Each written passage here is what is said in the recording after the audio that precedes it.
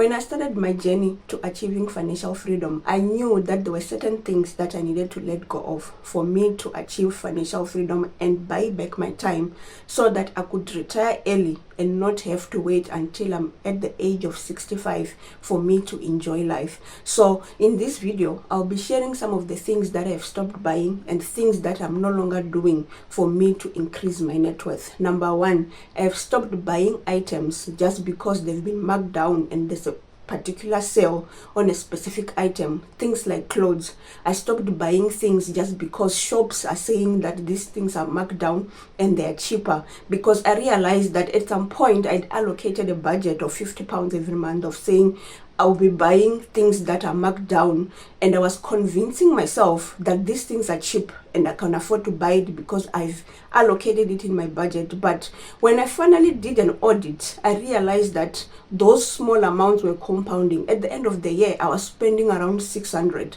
just on clothes, and some of the things I would have bought and never wear them again. So I remember my husband used to say that, oh, a package from your favorite shop has arrived, because I was always buying and I was convincing myself that, oh, these things are on sale. It was £60, now it's £20, now it's £30. I can afford to buy it. But I didn't realize that those small amounts actually compound and they become bigger amounts over time. So I've stopped buying things just because are on sale. I ask myself a question: do I really need the thing that's on sale? If I don't buy it. And number two, I've stopped buying cars on credit. In fact, at the moment, I don't have a car, because I realized that when I bought my first car back in 2014, I was paying for it each and every month. It was taking around 30% out of my salary each and every month. I was paying that loan, I was paying for petrol, and at some point I used to pay for maintenance. It was a lot, and at that moment I didn't realize that I wasn't really affording this car, because you know, when you finish university, you get your first job, all you can think about is to dress nicely, buy a car, and you don't think of accumulating assets. So I will never buy a car on credit again. If I need a car, I'm gonna budget for it and I'm gonna buy the car that I can afford. I will never stretch myself again financially on things that I can't afford just to look rich and impress people. So I will never do that again. I will never buy a car on credit, because I realize that it takes a lot out of your salary without you actually realizing, because you have to pay for petrol, you have to pay that loan back, and you have to pay for maintenance. At the end of the day, a chunk of your salary goes towards paying those things. So I will never buy a car on credit ever again. If I need a car in the future, because now I don't have a car, it's been 10 years without a car, and I've realized that has helped me. I can channel that cash towards my investments. If I need a car in the future, when I eventually retire, if I really need it, I'm gonna buy it cash and I'm gonna buy the car that I can afford, not for people. And the third thing that I no longer do, I no longer take expensive holidays using credit card. I remember in 2019 when I went for my holiday, I used a credit card, and it took me 2 years to pay off that holiday. And yes, I was flexing, showing people that I'm on a holiday, putting pictures on social media, but what good did it do me? It did not do me any good. So I'm no longer going to take a holiday using credit card. That means that I can't afford it. I would rather budget for it, pay for it cash, go on a holiday, and not try to take expensive holiday trips that I can't afford.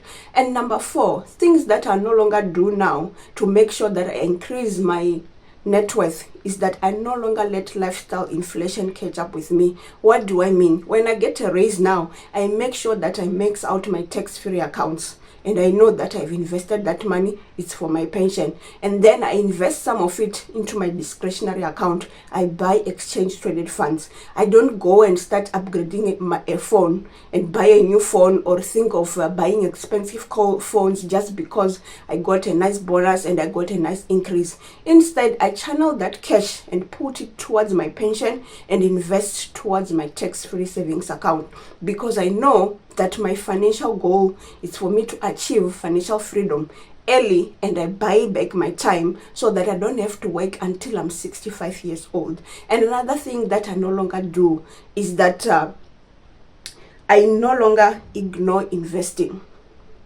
I no longer ignore that, because at some point I think I was ignoring it because I didn't have enough money, because I had lots of things that were unnecessary that I was spending my money on. Right now I no longer ignore investing. I pay myself 25% for me to invest and save at the end of each and every month, and I don't compromise. I don't even say I'm not gonna put this month.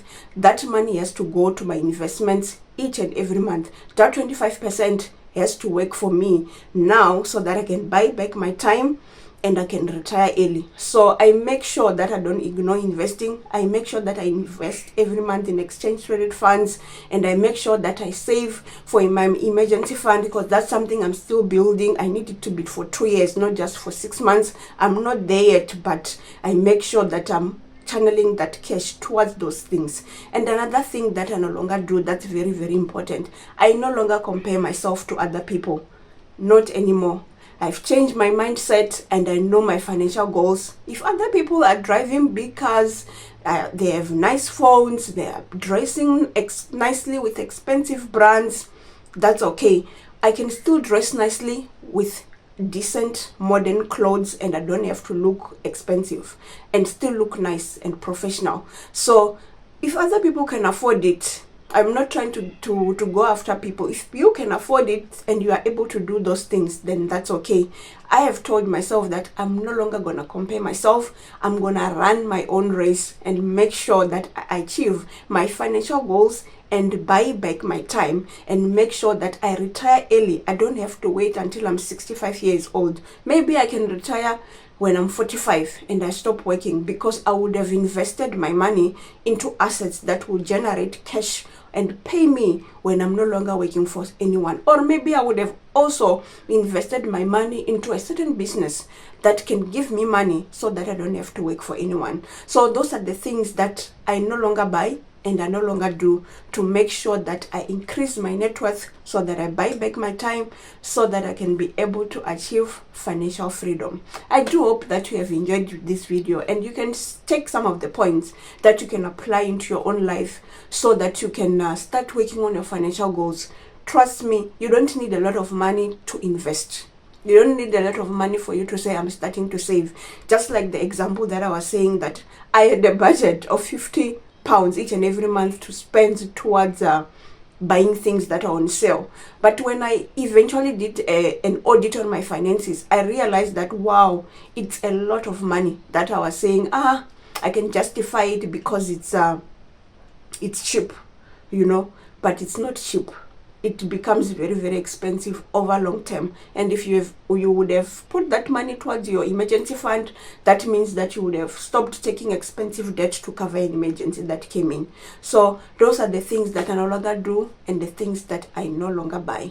I hope that you have enjoyed this video. I will see you guys on the next one. Bye.